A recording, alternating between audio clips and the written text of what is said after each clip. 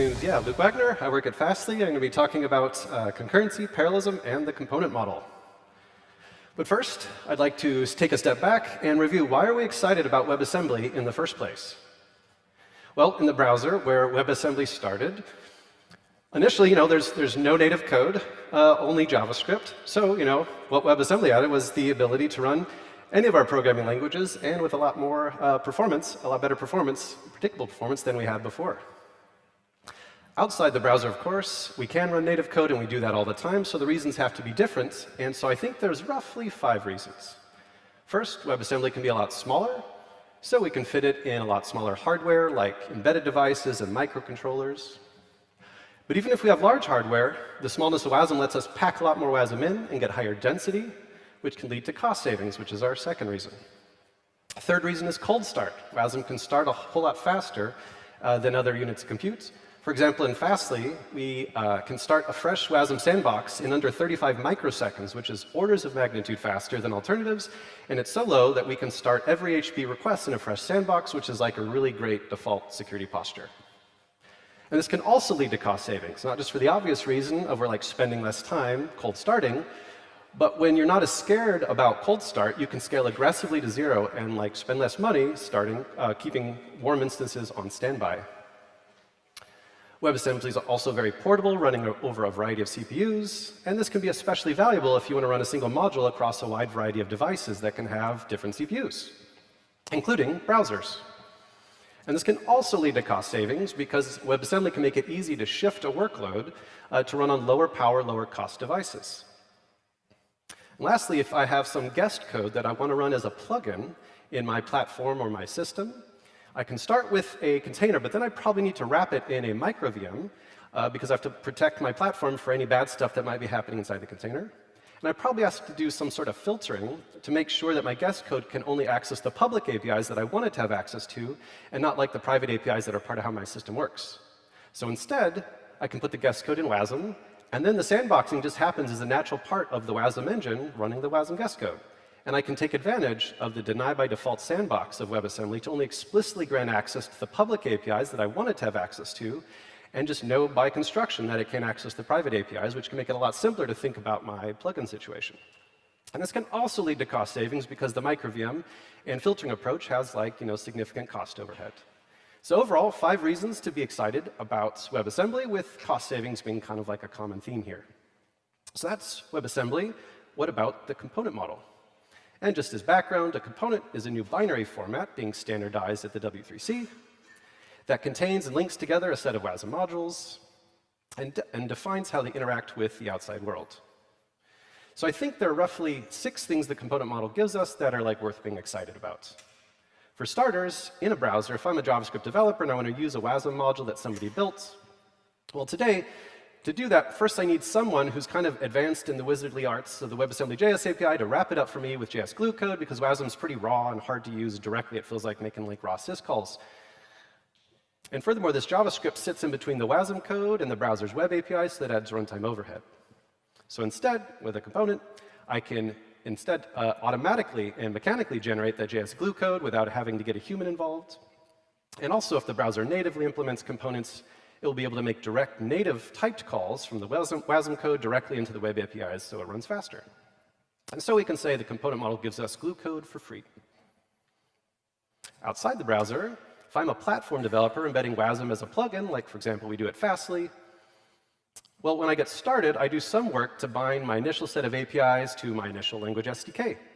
But then what I find is as I add more languages and more APIs, the amount of work to do all this binding grows quadratically, and it can become prohibitive and discourage me from even wanting to add new languages. And this is not a new problem or unique to WebAssembly, and the standard solution across the industry is define your APIs in some sort of language-neutral IDL and then generate the bindings. And so indeed, that's what we're doing in the component model, and our IDL is called WIT, and I'll be showing some WIT later. Now, these generated bindings might not be as perfectly idiomatic as what I might have handwritten, but now I can do a very small amount of work to add some polish and wrapping on top to make them as idiomatic as I wanted to and integrate them in standard libraries. But it's much easier to do this because I'm building on high-level safe bindings instead of low-level syscalls. And if somebody shows up with a language that I haven't done any polish work for, they can still be off and running using the high-level safe automatic bindings. And so we say that the component model gives us SDKs for free. Additionally, once I can run Wasm on top of my platform, before too long, it starts to seem like a cool idea to use Wasm to how I implement the platform. And the reasoning here is like, well, if the logic I put inside that Wasm, it has a limited, I'm limiting the blast radius, so any bugs, like, are confined to just that Wasm model, and this can improve the stability of my platform. And this can also let me achieve higher product velocity, because I can push out these new Wasm modules a lot faster sometimes, and I can update the underlying platform image. And so as soon as I want to do this, which seems like a good idea, I'm going to have to confront the following design question, which is this private module, I probably want to have access to private APIs like billing or things that are unstable or perhaps dangerous. And so I need to make very sure that my guest code cannot access those private APIs. And since this is all Wasm code running in the same Wasm engine, this is not a foregone conclusion. I need something that makes very emphatically sure that this cannot happen. And so a solution that we found is I can take those Wasm modules, wrap them up into components, link them together, and as part of that, declaratively only give access to the private APIs to my private module. And now, just by running that component in a Wasm engine as normal, the normal sandboxing performed by the engine makes very sure that the guest code cannot access the private APIs. And so we call this pattern virtual platform layering, and this is something the component model supports directly. And in fact, this is a real design question we had at Fastly, and this is a real solution we're working on putting in production. So if you're interested to hear more about this, definitely see my colleagues, Dan Goman and Benjamin Young's talk, first thing tomorrow morning, and hear a lot more about it. Now, shifting persona somewhat, if I'm a software architect for, let's say, a large enterprise application, I might start with a modular monolith where I break my code into different modules with nicely defined modular interfaces between them.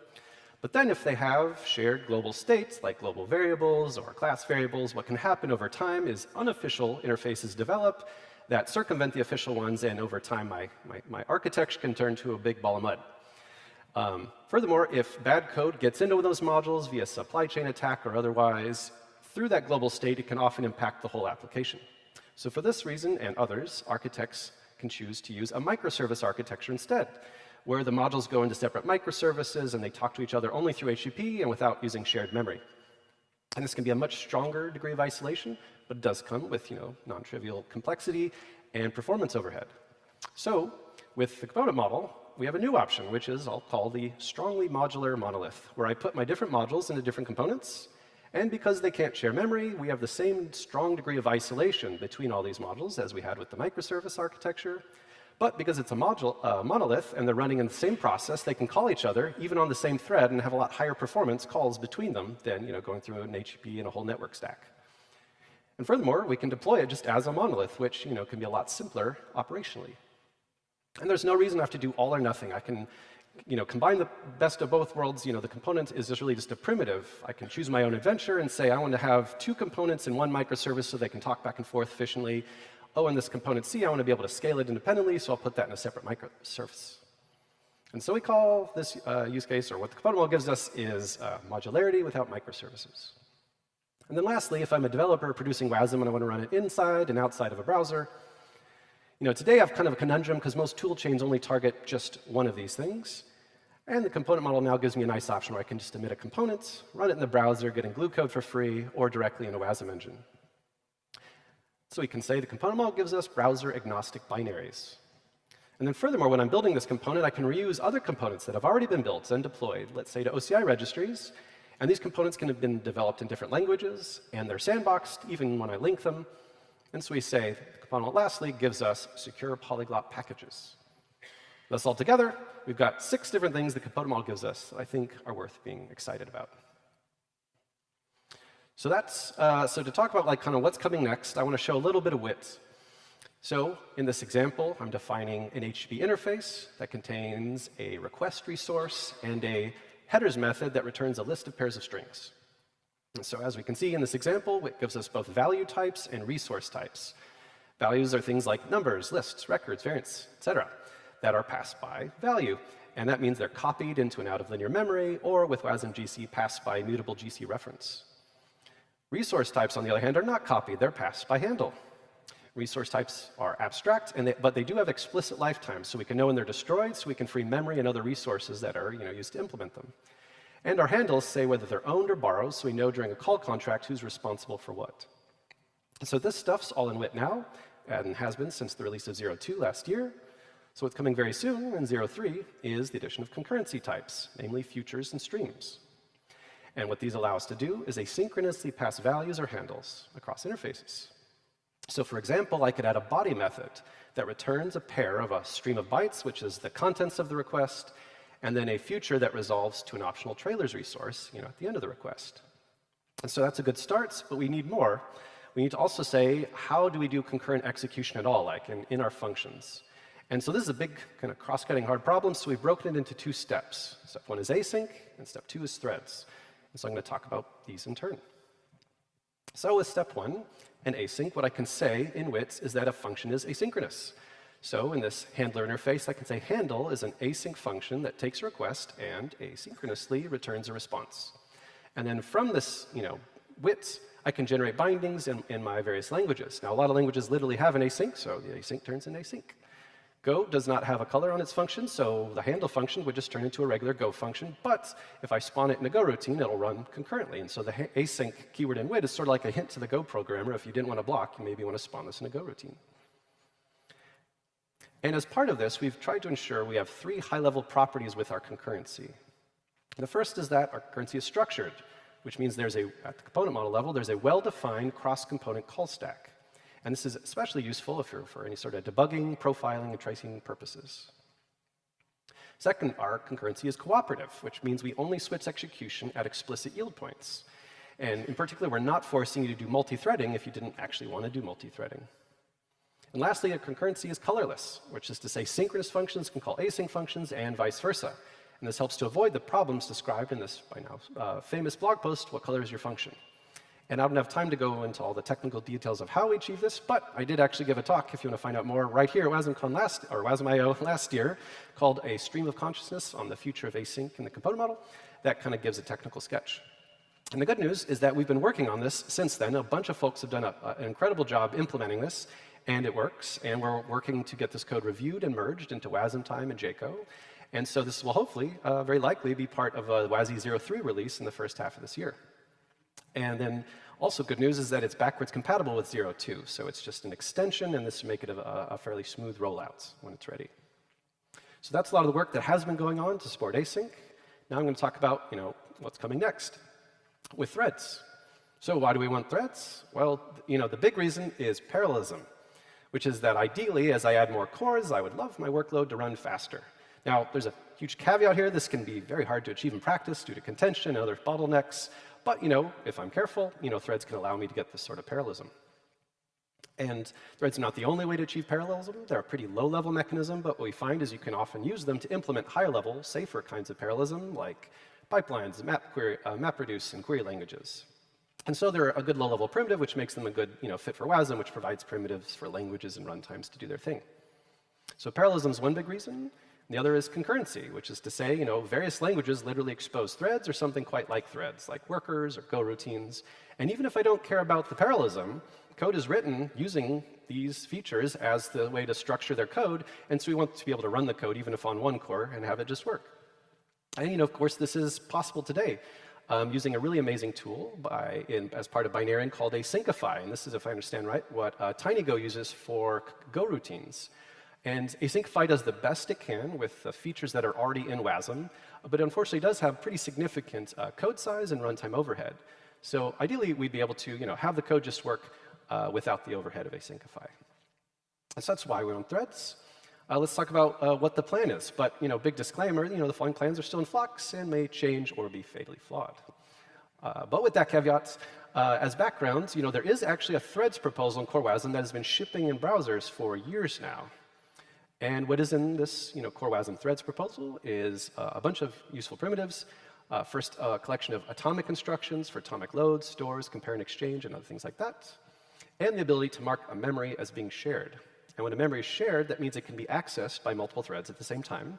And thus, it also comes with a memory model that says when we're doing a bunch of atomic and non-atomic loads and stores all in the same memory at the same time, like what can we rely on? What are the allowed interleavings? And so that's great, but it still leaves a number of problems to be solved. So one big one is, let's say I have an application with a shared memory. And now I have two functions, and I would like to call them indirectly, so I put them in a table. as required by call indirect. Well, because the functions aren't shared and the table's not shared, this table is coupled to one thread, which means if I want a second thread, I need a second table with a copy of all the function references in that second table. And so you can see this is going to lead to a quadratic amount of memory usage of number of threads times number of aliased functions. And so this can become seriously prohibitive if I have like a large number of functions and threads. And so that's silly. And second of all, if I want to load any new code at runtime, if I want to mutate one of these tables, if I'm like implementing DLOpen, this is going to be a problem because I'm going to have to somehow mutate all of these tables and coordinate with all the threads. So that's a pain. So to address this and other problems, there's now in Core Wasm a shared everything threads proposal. And true to its name, the idea is it allows us to put shared on everything, including, importantly, the function and table definitions. So in my application, in addition to the memory being shared, I can say the functions are shared, and then put them in a shared table of references to shared functions. And now it can be shared between all the threads. So I'm back to the expected linear memory usage for tables. And I'm making DLOpen happy, so it can do the same thing it would do on native. So that's a great start. That really improves the situation, but there's still one more thing that we need. Ideally, we'd be able to just spawn a thread as a Core Wasm instruction. And the Wasm CG agrees this is a good eventual goal state, but for practical incremental purposes, it's kind of annoying for browsers to add a thread.spawn instruction. Browsers already have web workers as a way to spawn threads, and it's already possible to call it to JavaScript and then have that spawn a worker or use a thread, a pool of web workers. And so browsers would like to, for now, incrementally not support a threads instruction and punt on that one. So instead, the official plan of record is to add thread spawning as a component model built-in. And a built-in is just a function that can be imported by Core Wasm that's defined by the component model spec. So concretely, Core Wasm could have this import where it imports a thread.spawn indirect. And the type of this function is that it's shared, which means I can spawn a thread from any thread. The first parameter is the function pointer, which is an index in that shared table of shared function refs. And the second parameter is like the closure parameter that's passed to the function pointer when it's run on the other thread. And the return value is a Boolean I32 indicating whether it succeeded or failed. And so if I have a core module that imports this function, inside of a browser, I can implement that import using a JavaScript function that dispatches the call to one of the workers in a pool, like it does today. But then outside of a browser, the Wasm runtime can implement this natively, which is kind of what we want. So in a summary, it's mostly shared everything threads with thread creation as a component model built in. So is that it? We make it so and come back when you're done? Well, not so fast. We have to ask a few more questions about particularly those high-level properties of structured, cooperative, and colorless concurrency that we got from async. So what happens when we add threads to the mix? Do they stay the same? Do we have to nuance them? Do we lose them? So I'm going to talk through all three of these. So first, structured concurrency. With async, let's say I've got two components. The first one exports a function g that's imported by the second component that exports a function f. And then at runtime, I call into f. Well, as part of that, I'm going to push any number of Wasm frames on the call stack. And then what we say with async is that all those calls execute in the context of what we call a task. And the task is created every time I call an export into a component, and it manages various spec-defined state that tracks the call contract, like do I have any borrowed handles that I have not yet dropped? Have I returned my value to my asynchronous caller? Do I have a super task? So let's say now Core Wasm makes a call to G. So that'll spawn a new task for G. And then Core Wasm will run as part of that G components.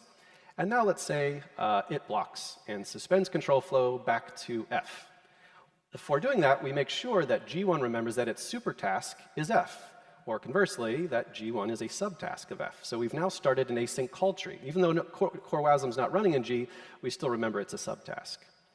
So now that F is running again, it can call G again. It can make a new subtask that runs and suspends back. So now our call tree has grown. And now F can, suspend, and we can do normal asynchronous execution, bouncing between G1 and to G2. And now let's say we hit a bug, and so we trap. At this point, we want to debug it. So we would say, what's our call stack here? Which gives us the context to debug this problem. So the obvious part is we would say, well, there's 3 Core Wasm frames on the call stack, so we'll start by including those in the call stack. And that's all that's on the native stack, so do we stop there? Well, no, we can follow this super task link and say, this is a subtask of F, so let's go into F. Now, nothing's running at F at the moment, but if the Wasm engine wants to help me to debug this, it can save a snapshot of the symbolic call stack when G2 was created, which is what like async runtimes do internally to give us nice async call stacks. And so we can say is what we're allowing here is to extend that technique to work cross-language, cross-components. So we have cross-language async call stacks. So that is what we're specifying today with async and implementing today with async. What happens when we add threads into the mix? So a call comes into F, and that calls a thread.spawn. So we spawn a new thread with its own call stack. And so the idea is to say, let us define threads to be contained by the async task that created them. So now that I have a separate thread, it can run in parallel. We can make call imports in parallel. That can make tasks, subtasks in parallel. They can run in parallel. And now let's say we hit a trap in G2 again. So what's our call stack? Well, we can basically use the same technique and say, we're going to include all the frames in G2, and then we're going to follow the super task link into F, and we're going to look at the call stack that created G2, which would be this thread stack. And so now I have all the context that I need to understand why am I running this code in G2. So mostly it's business as usual, and so we can preserve our async cross-language async call stack even when we add threads. What about cooperative concurrency? So, with async, cooperative concurrency means we only switch at explicit yield points. So like in a JavaScript setting, we would say if I have an async function, foo, and it only has one await, I can only switch execution at that await points. Before and after that, it's all executed synchronously. And there's some nice advantages to cooperative concurrency. It's easier to understand the possible interleavings, because they only happen where you see it in the code. Cooperative tasks can be smaller and switch quickly, because we're not having to save all the register state or involve the kernel or have interrupts. And we can avoid the overhead of locks and atomics that we would need in fully multi-threaded code. But the disadvantages, of course, is that, first of all, poorly behaved code can block other tasks, and this is like why it's called cooperative concurrency. And the big one, tasks can't execute in parallel. We want kind of only one to be running at a time. So, of course, this is what we very much want to fix and address with threads. So the idea with threads is, we're using this shared function added by shared everything threads, and they are non-cooperative. This is their big thing, is they can interleave arbitrarily, and this is what allows us to run them on multiple cores and get the parallelism that we want. This also means that we depend on the shared everything threads proposal, which is being standardized fully in Core Wasm. We need to wait on browsers to fully decide they're happy with this and actually ship it, and this is likely 1 or more years out, just because of the normal speed things work, especially involving browsers. So what if I want to run threads without asyncify as soon as possible, in particular without depending fully on shared everything threads, or I don't actually care about the parallelism, and I'd rather get the benefits of cooperativity, because maybe it's a very short running task, or maybe I'm getting parallelism 1 level up from the serverless model, or any of these reasons. Well, if any of those apply, I might actually want cooperative threads. And so the idea is to say we can allow threads to be either cooperative or non-cooperative. By saying on that spawn indirect built-in, there's a optional shared immediates. And if you say it's shared, you get a shared function. It's non-cooperative, you get the parallelism, and it depends on shared everything threads. But if you don't say shared, you get a normal function. It's cooperative, and it only switches at explicit yield points, just like async. And that means when we're waiting on I/O or when we have an explicit yield call. Now, in the worst case, if we have some background thread that's purely computational that's not yielding anywhere, we can inject yields at compile time, either manually, just strategically at the points where we have this kind of long-running loop, or in the worst possible case, brutishly, by just injecting them at all loop headers and function prologues. So one way or the other, we can solve that problem. So at a high level, we, with the addition of threads, are preserving the optionality of cooperative concurrency. And lastly, what about colorless concurrency? So with async, if I take any arbitrary wit function, say foo that returns a string, when I implement that as a component, I always have 2 choices of ABIs, an async one and a synchronous one. And by ABI, I'm referring to the core Wasm signature used to implement this wit level function. And so at a source level language, source programming level, like in JS, this would mean exporting an async function or exporting a synchronous function. So I have both choices of how to implement that wit function. And then symmetrically, I have the same choices when I'm importing and calling this function. I have both an async ABI and a synchronous ABI. And so from JS perspective, either I can call it and it returns a promise that I await or do other things with, or it's just a synchronous call. And what colorlessness means is that all the call combinations are possible. The caller can choose independently of the callee, and it just works. Now, wait, you might be thinking, what happens if the asynchronous code calls into the synchronous code and then it blocks? Wouldn't that block the asynchronous caller? Doesn't that defeat the whole point? Well, no. What we say is that we suspend the synchronous callee and resume immediately the async caller so it can keep going and doing other async stuff. Well, that's not the whole story. What happens now, if oblivious to this, the asynchronous caller calls back into the now suspended synchronous callee instance. And if we just allowed it to run, that would blow things up, so that wouldn't work. But what we can say is asynchrony always has to worry about back pressure. I can call into a components, and it can say, hey, I'm overloaded, you're blocked. That's always fine to happen, so we just say that happens in this case. And so, with this hard case handled, we've got the colorlessness. Now, you might be remembering that I said earlier that there's this asynchronous keyword on functions. What's that about? Is that a color? Well, no, it's a hint. It's totally different. The hint tells the bindings generator, you have a choice between asynchronous and synchronous. Like, what are you going to do? Are you going to emit them all synchronous by default, or all async, or emit both and make the programmer decide? What we can say with the async hints is that you're kind of saying, what should the default be? Because the author of this interface probably had a notion of, oh, this is a function that's likely to block, so if you've got async in your language, you probably want to call it asynchronously. So ultimately, async is a hint that improves our default bindings generation. But otherwise, all call combinations are possible. So what happens to that when we add threads? So just as background, with shared everything threads, if I have a core module, I can mark certain memories as being shared, which means this memory can be safe to be accessed from multiple threads. So if I have an unshared function, it can access both my memories here, M1 and M2. But if I have a shared function, that means this function F2 can be called from multiple threads, so it's only safe to access the shared memory. So we disallow access, or the validation rules disallow access to M1. And then transitively, we need to ensure this, so F2 cannot call F1. And therefore, at a core Wasm level, we can definitely say that sharedness is a color, and that it says, shared functions can't call unshared functions. So then the natural question is, at the wit level, do we just inherit the same constraint? Do we say there's a shared color in wit? Would I say, foo has to be declared shared if it can be called by multiple threads? And that was our initial starting assumption, because it seems obvious enough. But the idea is we can extend what we're doing, the technique I just described for async, where we say when shared code calls into unshared code, we lock the callee's component instance. And then if we call in again and the callee's instance is already locked, we just say back pressure, which we already have to handle. So that kind of just falls out, and the back pressure is relieved when the callee component instance is unlocked. And this is not actually a new idea. If you kind of swap threads for Win32 event loops, this is what happens in MS-COM, which is like alive and kicking in the heart of all Windows today. Whenever you make a call from a multi-threaded apartment into a single-threaded apartment. So seems like it should work.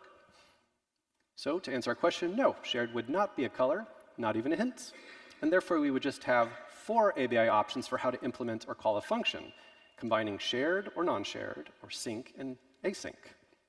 And all 16 call combinations then have to be defined to work. And I think this can be well defined, and so all the calls compose. And so if we zoom out, the big picture here is that we're allowing, giving component authors a spectrum of concurrency to choose from when they implement their components, from being on the one side fully synchronous, like ccall making blocking calls to read and write, to async, where for I'm doing async JS, Python, C# or Rust or other languages, and scooting over further, I can be threaded, for example, C using pthreads. And if I want to really max it out, I can use async and threads in combination, like I would do with, for example, async Rust using Tokyo or async JS running in workers. And the colorlessness here says that the degree of concurrency is kept in implementation detail of each component, so I can make my choice independently of other components and also change that choice over time, which lets me adopt more of a pay-as-you-go option where I'm trading off simplicity for performance as the situation requires. So, in conclusion, concurrency is coming soon to the component model. Soon in 0.3.0 with async futures and streams. And then soon after in some, as soon as possible, 0.3.x minor release with cooperative threads that would give us concurrency without using asyncify. And then once browsers ship shared functions, which we depend on, we could have non-cooperative threads, which finally give us that parallelism. The addition of threads seeks to preserve the structuredness of the async call stack, the option of cooperative concurrency, and the colorlessness of concurrency. So if this is exciting to you and you want to get involved, a great introductory material is the componentmodel.bytecodealliance.org book. The spec is in the component model repo in the WebAssembly org. And if you want to track or participate in the implementation, there's a project tracker 16, the bytecolons org. And so that's it for me. Thank you.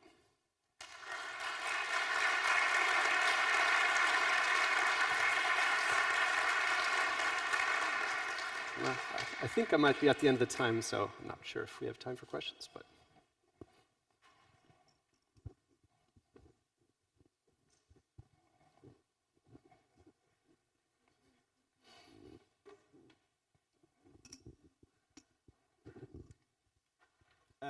The question is more about the components rather than the threading and all that, but it's more a curiosity. When you actually share something between modules, so that's going to be like copying values between memory locations. Does any runtime consider copy and write as a possibility to reduce the memory usage and improve lots of other stuff? Yeah, that's a really good question, because copy on write's a cool technique. A downside is you have to do kind of syscalls to set it up, and then as bytes get lazily copied, that also triggers page faults, so it can have some overhead. But it is an option, especially sometimes it's used with how to implement async data segments, which map into a memory, so you can like lazily clone the pages as they get dirty. And so depending on the concurrency of a machine, because it can trigger a lot of kernel contention, like that could be a great implementation option. Often these value copies are really small, and so there's not like a whole page that we'd be able to map. Now, for doing bulk data transfer, the streams provide a much better API that's a lot more kind of in the I/O U-ring style of completion-based I/O, and that can actually be the more efficient way, especially removing bytes bulk into and out of the host. Into Wasm memory, you can say the copy that happens into user space goes straight into linear memory directly, so it's as fast as you can be. So streams offer a bunch of options there that, for bulk moving bytes. But I think for normal values, they might be too small to benefit from the copy on write technique.